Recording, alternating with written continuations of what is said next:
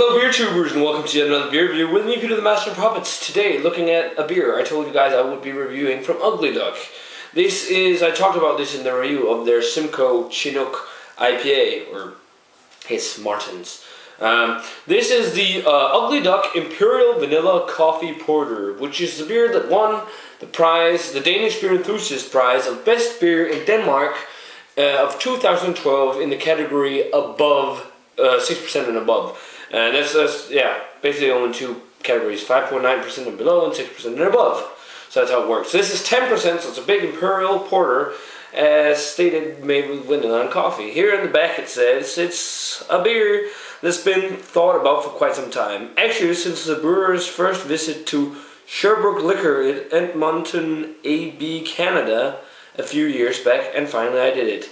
I manned up and did it. After a whole freaking day of brewing coffee for this beer, I can truly say it's craft. If not devoted to the product, who in their right mind would brew hundreds of liters of coffee for a beer? This result is a big and bold smooth porter with discreet vanilla and massive coffee notes. Be sure to keep up, yeah, and that's just saying you can check out their website and their Facebook fan page.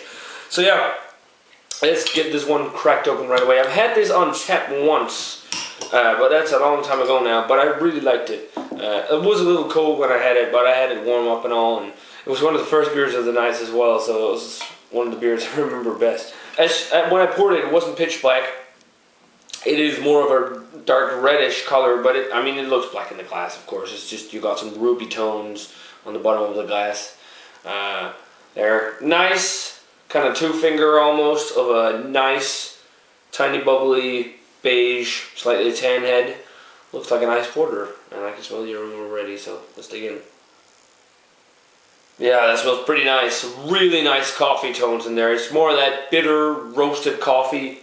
And then I definitely pick up the vanilla, almost a lactose-like milky component in there as well. And I'm pretty sure there's no lactose in here. But that would be nice, and maybe some cocoa bean as well in a new version. But it smells really nice. Sweet chocolate, milky chocolate notes. Oh man, this is like, it's good for a dessert beer too, because I just had dinner, but yeah, a little bit of kind of dark fruity presence as well, like an estery kind of dark fruity aroma. But most dominant is just like that nice coffee, kind of bitter coffee, not really espresso, but just like a more traditional coffee aroma, and then a nice like vanilla backbone there, like a hint of vanilla with a milky component. Smells quite nice. Smells like a really nice coffee porter. Give it a taste.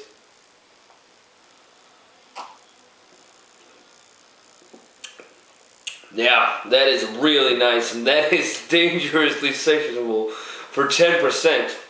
I mean, usually when you think of 10% beer, you're thinking huge, thick mouthfeel, especially with vanilla coffee porter and all.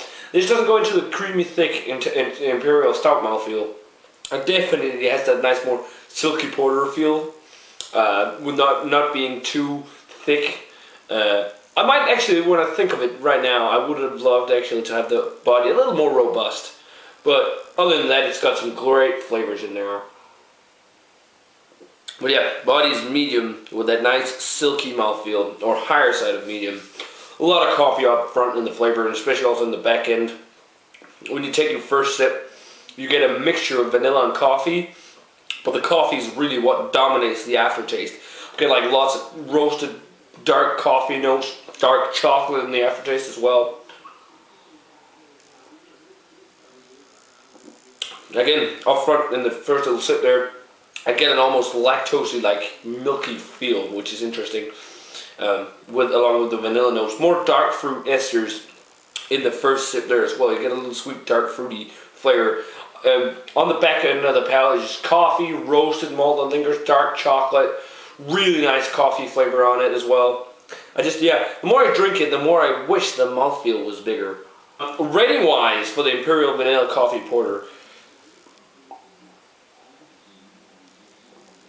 I'm gonna go 90 on this. It's really nice, but I would have wanted more mouthfeel on it. First of all, that's like my biggest beef with the beers. Basically, it does have the silky porter mouthfeel, but I would have wanted a bigger bottle. Then again, it's a really nice beer. It is definitely worth checking out if you can get it. Ugly Dog is making some pretty interesting beers. So yeah, it's pretty nice. I'm starting to dig their beers, but so far I haven't had that many of the beers they do review. Or I haven't reviewed that many of their beers in the channel yet, but I might. A lot of the stuff we get here from them is on tap and not in bottles. But yeah, guys, definitely check out the Ugly Duck Brewing's Imperial Vanilla Coffee Porter if you get the chance. Nice stuff, guys. As always, remember to comment, subscribe, check out their Facebook fan page and Twitter. Let me know what you think of this brew if you've had it. Does it deserve the title of best beer above 6% from the Danish Beer Enthusiast? Yeah, and as always, I'm going to say cheers, guys.